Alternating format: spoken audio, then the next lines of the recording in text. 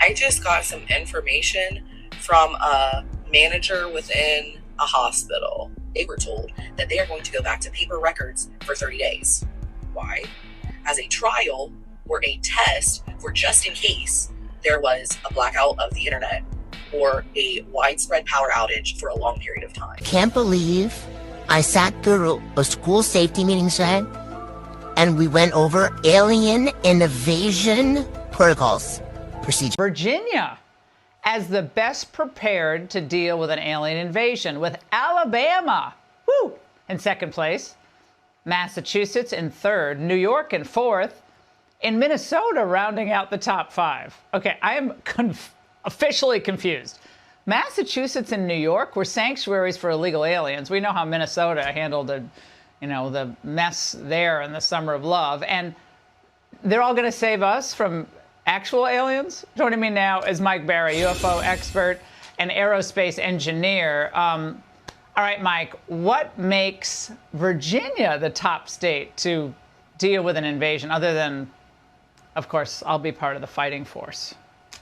Well, you have all the military there, Laura. You have all of this defense. The Pentagon is right near Virginia. So it seems like in that area, the nation's capital area, you would obviously have a lot of exotic defenses that we probably don't know anything about. It seems like in the past, aliens have had problems with different kinds of radars that we've used. And who knows? We have all kinds of weapons that we don't really talk about. Particle beams, laser beams. Who knows? Maybe we could get CERN to build us a little black hole we could throw at them if they try to invade. Okay. And I'm sure DC has all that stuff. Okay, I can get that. Okay, but what I can't understand, of course the CIA is in Virginia, but what I can't understand is Massachusetts and New York, given their difficulty in dealing with just basic crime problems, okay? I don't understand that. Well, they seem pretty welcoming of aliens, so maybe the aliens look at those two states and say, hey, this is a good place for us. We're not going to mess with these people. They're pretty good. But I will say this. It strikes me that sending Katy Perry to space is the most provocative thing we could do. And that worries me. That worries me because I live in Nevada, which, if you noticed, is the bottom of the list. It's like the most likely to be conquered by aliens is my state. So that scares me. But Minnesota coexist. A lot of coexist bumper stickers in Minnesota, so they rank number 5. Right. So that makes sense. Right. So, well, maybe this poll is a different thing. Yeah, let me just say this. Maybe this is different. Sorry, we have a crosstalk. Governor Youngkin told the Angle that illegal aliens of any kind will not be welcome in Virginia for as long as I am governor. Okay, having a little fun with that. And the Nevada governor, Lombardo, told us that Nevada has 60 million acres of wide open space where you can explore lush mountains, sweeping national parks, forests, vast desert landscapes, all while avoiding any unwanted UFOs. So people are getting serious about this today. Yeah, it's a big deal. Now, we're joking on a lot of this, but you actually say this is something we should take seriously. Why? Well, remember, I live in a state, I live in Las Vegas, and last year we had a 10-foot tall alien in somebody's backyard, and that's a little disconcerting, especially I talked to some police officers here, and they said, you're never going to see the body cam footage that they took in that backyard. So, look, just to take it a little more seriously, we have documentation. There's documents out there that indicate that we've been visited for a very long time, that this is something CIA in Virginia knows all about, and you have to assume that they've been preparing for this, but we don't have any public knowledge of that. I mean, shouldn't we maybe have hearings on considering this eventuality? Because if you just look at what's in the New York Times and the Washington Post the last 7-8 years, it's aliens all the time. All right. Well, Mike, this obviously is going to be a point of discussion in future shows, but we really appreciate your joining us. I'm going back to the 10-foot tall alien. The plot known as the Orion conspiracy. Our research group is convinced that UFOs constructed by the Americans or the Russians will be used to support an hoax attack on the Earth of extraterrestrial origin. The media taking care of the rest, of course. The reason? Once the threats of international terrorism has dissipated, the war economies of the major powers, with the United States at the head of the pack, will need a new enemy in order to still prosper. War on Earth will be replaced by space war against an enemy from beyond. In the year 2024, a global event will alter the course of mankind's future. The world will stand witness to a massive alien invasion. Thousands of projected holographic alien warships will blanket the skies, sending people into a global panic. Real military crafts within the holograms will inflict actual damage to the surrounding areas to sell the gimmick. And as a result of the ensuing human chaos, a one-world government will immediately form without any resistance from the people. They will be the new world order. Once this happens, we as a people will be doomed to enslavement and accelerated depopulation. With that said, the only hope for human salvation is to acquire and spread the knowledge of these activities and agendas. You've mentioned many times that UAPs could be regarded as a potential threat, or should be regarded as a potential threat. Given that we've been seeing UFOs and UAPs for decades now at this point, and there hasn't been any large-scale active aggression on humanity, why should we be cautious and estimate them as a potential threat when researching this? Well, I've always said potential threat, so let me caveat potential, and let me put on my national security hat for a minute. There's a lot of people out there that will say, well, they haven't done anything yet. Well, yeah, you're talking about your own timelines and your own time frames. When we go and invade a country, do something called preparations of the battle space. It's important because you want to do long-range surveillance and look at the capabilities of a country before you invade them, right? So you don't get tactically and strategically surprised. Again, I'm wearing my national security hat now. If you have something that is conducting reconnaissance on our military equities over decades, which we've seen, has the ability to fly into our controlled airspace unchallenged, as we have seen, and has the ability to interfere with our nuclear equities, as we have seen, then one must worry, because if this was an adversarial country like China or Russia, this would be a big problem. This would be a very big problem. And furthermore, people say, well, they haven't done anything but taken down and if you will, turned our nuclear weapons off for a short period of time. So that's a good thing. That's like parents taking the matchsticks out of a child's hands. But the opposite is true in Russia. In fact, Russia, there was a UAP incident that actually turned them on. And that's, if not scary enough, I would submit to people, look, at no time have they ever interfered with our nuclear ability to kill each other. When we dropped the bombs in Hiroshima and Nagasaki and subsequently vaporized 500,000 human beings off this planet, UAP didn't stop that. In fact, UAP didn't stop us testing these atomic weapons to become nuclear weapons later on in the Nevada desert. They did not stop the proliferation of these weapons getting into the hands of Russia, China, India, Pakistan, and everybody else. In fact, they didn't stop the ramp up of us in the 1960s during the Cuban Missile Crisis, where we almost went to nuclear war.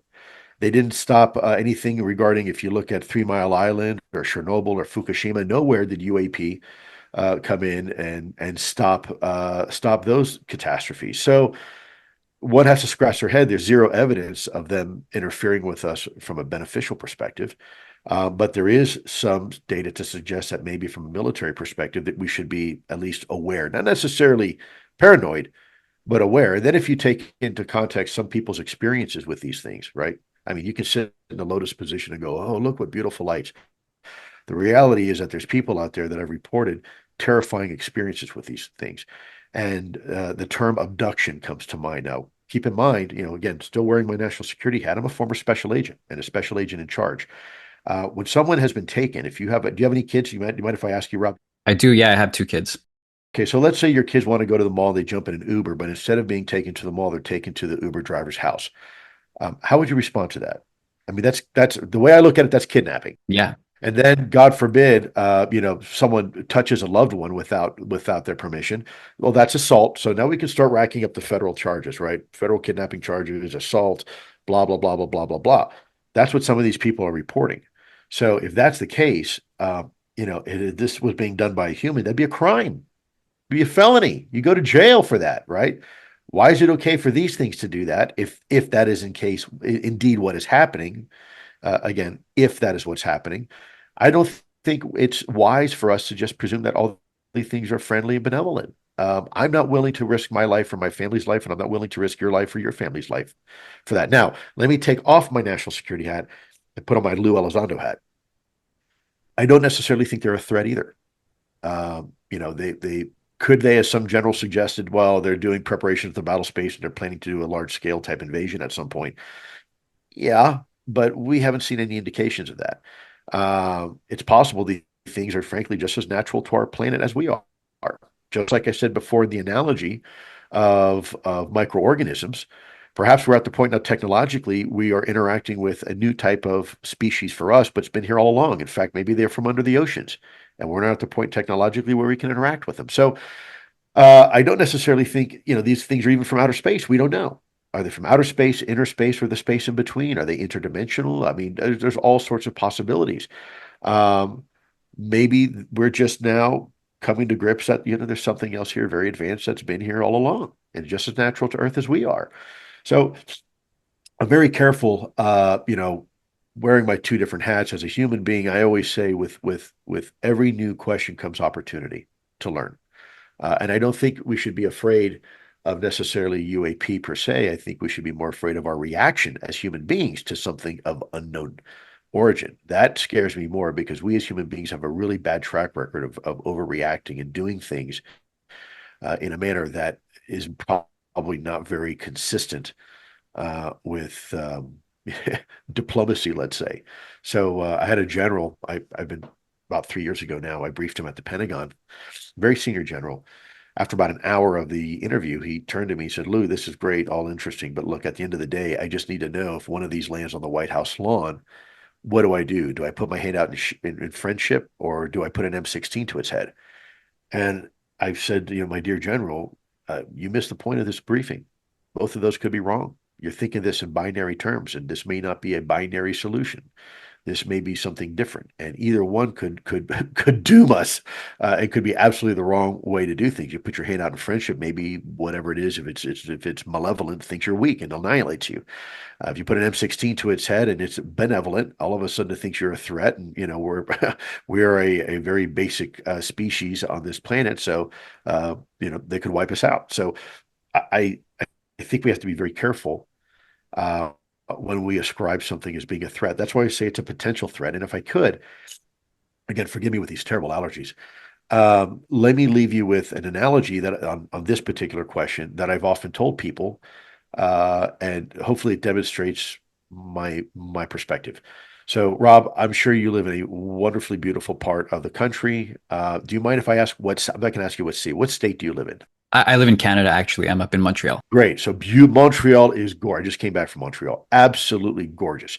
So let me ask you this. Do you lock your front door at night before you go to bed? Absolutely. And I do too. And in fact, not that you expect anything bad to happen. I know you live in a beautiful area.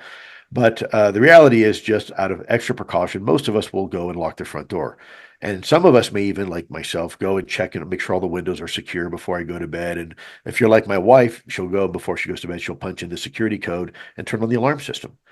And we do that just out of due diligence. And let's say one morning now, some Sunday morning, you come downstairs, and all of a sudden now, you have come downstairs, have a hot cup of coffee, you notice size 11 muddy boot prints on your living room carpet that were not there the night before. Now, no one's been hurt, nothing's been put out of place, and nothing's been taken. But despite you locking the doors and the windows or turning on the alarm the night before, there's now boot prints in your living room carpet that were not there the night before. My question to you is that a threat? And my response is, well, it could be if it wanted to be. So we better figure out how these boot prints are getting the hell into our living room at night. It's very much the same thing with national security. These things can come in and out of our controlled U.S. airspace.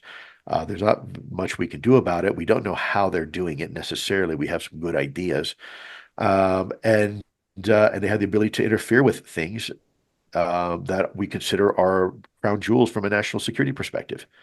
So that is why, from a national security perspective, we pay our leaders to be solution oriented. And even if there's only a 1% or a 5% chance these things could be benevolent and not malevolent, or it could be malevolent and not benevolent.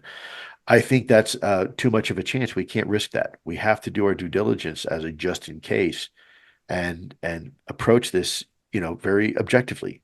Again, not fear mongering, not saying these things are a threat, but you want someone to always have that alternative analysis and say, look, there's a potential here. So let's just be prepared just in case. But the truth is that the Orion group is a satanic force who takes over star systems.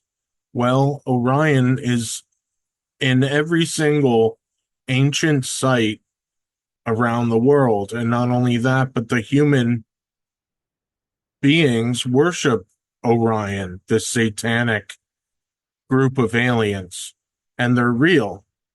And what's going to happen is they're going to do a fake alien invasion to blame all of their atrocities on Orion, the alien group, and get away in order to get away with the crimes against humanity of trading human beings for technologies since World War II that the military has been doing in secret for the past 80 years.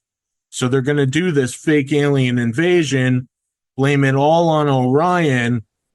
This way they can continue receiving money and support from the people, gain troops, and have a new war and get away with the crimes against humanity of trading human beings for technology.